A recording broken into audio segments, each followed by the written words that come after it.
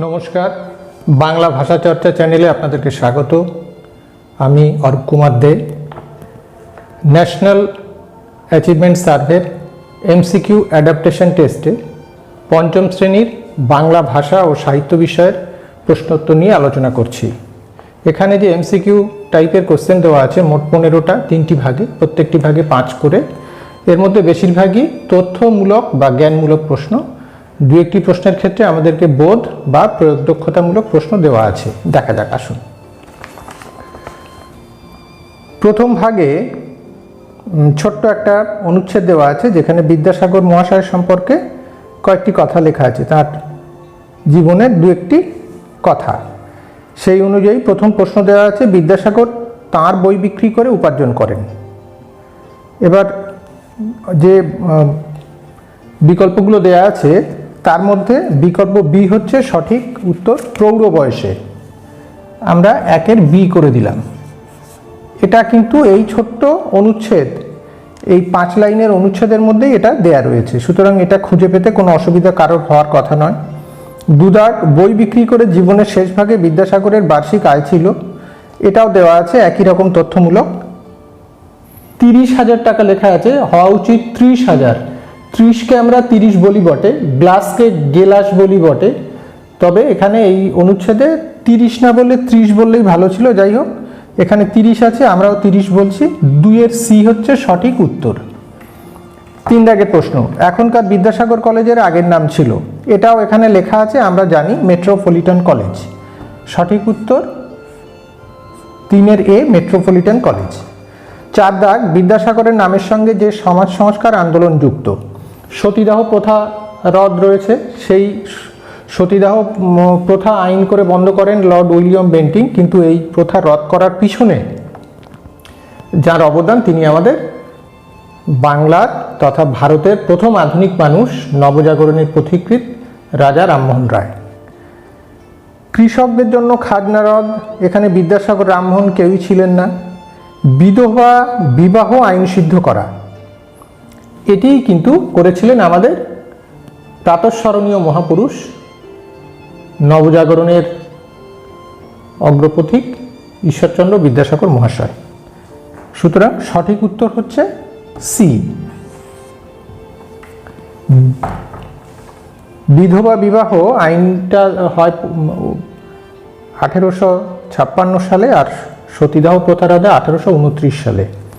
দুটোই খুব যুগান্তকারী ঘটনা। পরের দাগ 5, মোটা ভাত মোটা কাপড় কথাটি যা বোঝায়, এই কথাটা আমরা ব্যবহার করে থাকি। মোটা ভাত মোটা কাপড় অত্যন্ত দারিদ্র্যকে চিহ্ন করে না, সেটা বরং নুন আনতে পান্তা ফুরায়। অত্যন্ত কৃপণতা না, অত্যন্ত বঞ্চনা তাও নয়, বিলাসিতাহীন জীবন কাটানো, অর্থাৎ একেবারেই সাদামাটাভাবে খেয়ে পড়ে কোনো ক্রমে বেঁচে থাকে, এটাই হচ্ছে মোটা ভাত মোটা কাপড়। সুতরাং বিলাসিতাহীন জীবন কাটানো, বি হচ্ছে সঠিক উত্তর।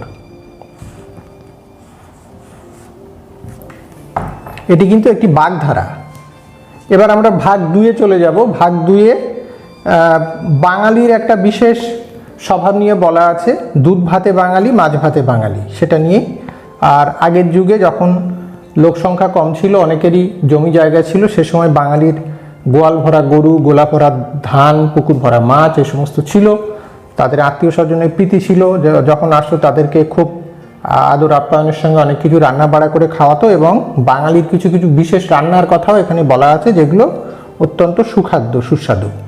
সেখান থেকে এই প্রশ্ন 6 দাগ, দুধ ভাতের মতোই বাঙালি আর যাতে বাঁচার স্বপ্ন দেখেছে, অবশ্যই মাছে ভাতে। সঠিক উত্তর হচ্ছে ডি, এটাও এখানেই লেখা আছে, তথ্যটা দেওয়া আছে। পরের প্রশ্ন 7 দাগে, নেমন্তন্নে বাঙালি পরিবারের রেওয়াজ ছিল অতিথিদের রুই কাতলা খাওয়ানো, এটাও এখানে লেখা আছে। সুতরাং 7-এর বি হচ্ছে সঠিক উত্তর।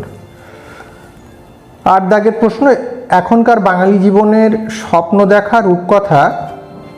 এখন বাঙালি সংখ্যা অনেক বেড়ে গেছে, নগরায়ন হয়েছে, জায়গা জমি কমে গেছে, জীবনযাত্রার পদ্ধতিটাও অনেকটা পাল্টে গেছে, সুতরাং এখন আর সেই সব জিনিস আর নেই।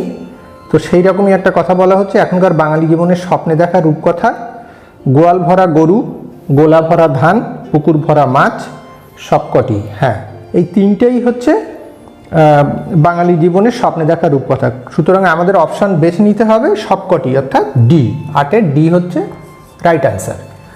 পরের প্রশ্ন 9 দাগ, ফুলকপি দিয়ে রান্না হতো, ওখানে দুটোর মানে কথা বলা আছে। তো এখানে যে 4টে বিকল্প দেওয়া আছে তার মধ্যে ভেটকি মাছটা হচ্ছে সঠিক উত্তর। তাহলে 9 দাগের সি, এটাও এখানে দেওয়া তথ্য থেকেই নেওয়া, আমাদের এর জন্য কিছু ভাবতে টাপতে হবে না। এবার 10 দাগের প্রশ্ন, যারা এই পৃথিবীর মানুষ ছিলেন কিনা তা নিয়ে সন্দেহ যাদের, অর্থাৎ যারা খুব ভালো ভালো ওই বিশেষ বিশেষ পদগুলো রাঁধতেন তাদের সম্পর্কেই লেখক আর কি মন্তব্য করেছেন। তো রাইট অ্যান্সার হচ্ছে 10-এর সি, সেকালের মাছের নানা পদের রাঁধুনিরা যারা এই পৃথিবীর মানুষ ছিলেন কিনা তা নিয়ে সন্দেহ যাদের, অর্থাৎ তারা ভাবতেন যে তারা এই পৃথিবীরই মানুষ নয়, বাইরে থেকে আসা কোনো মানুষ। যা হোক, মজা করেই বলেছেন। এরপর ভাগ 3-এ যেটা দেওয়া আছে কোনো প্যাসেজ নয়, একটা বিজ্ঞাপন দেওয়া আছে। সেই বিজ্ঞাপনের, সরকারি বিজ্ঞাপনে বিভিন্ন ধরনের তথ্য এখানে দেওয়া আছে, এইগুলো পড়তে হবে। বিজ্ঞাপনটা যদিও একটু লেখাগুলো খুব ছোট ছোট, খুব সাবধানে পড়তে হবে। তো সেটা পড়লেই সব উত্তর এর মধ্যেই আছে। 11 দাগের হচ্ছে সবুজ সাথী প্রকল্পে নবম থেকে দ্বাদশ শ্রেণীর সমস্ত পড়ুয়াকে বিনামূল্যে দেওয়া হয়, উত্তর হচ্ছে সাইকেল। তাহলে ডি হচ্ছে সঠিক উত্তর। ICT@ স্কুলের মতো বিদ্যালয়ে কম্পিউটারের ব্যবস্থা করেছে এমন আরেকটি প্রকল্প হলো কে-ইয়ান।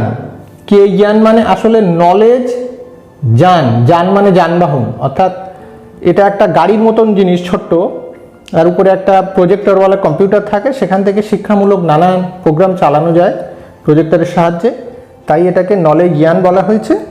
এটা কিন্তু কে-ইয়ান মানে কে ফর নলেজ, ইয়ান উচ্চারণ তো আসলে আমরা যানবাহন বলি, অন্তঃস্থ জয়ের উচ্চারণ তো মানে বর্গীয় জয়ের মতো নয়, অন্তঃস্থ ইয়র মতন, যাত্রা, ইয়ান।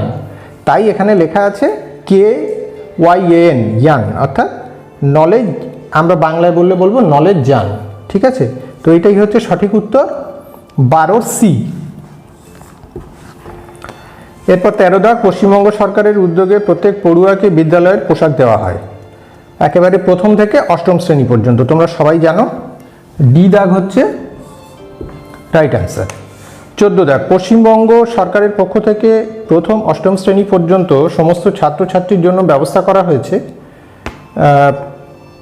মধ্যাহ্নকালীন আহারের, মিড ডে মিল যে প্রোগ্রাম, এটা নিয়ে একটুখানি কথা আছে যে এটা পশ্চিমবঙ্গ সরকারের নাকি ভারত সরকারের, কারণ এই মিড ডে মিল সিস্টেমের নতুন নাম হয়েছে প্রধানমন্ত্রী পোষণ, PM পোষণ। সুতরাং এটা একটা বিতর্কিত কথা। যাই হোক, এখানকার সঠিক উত্তর হচ্ছে মধ্যাহ্নকালীন আহারের, 14 বি, আমরা বি দিয়ে দিলাম।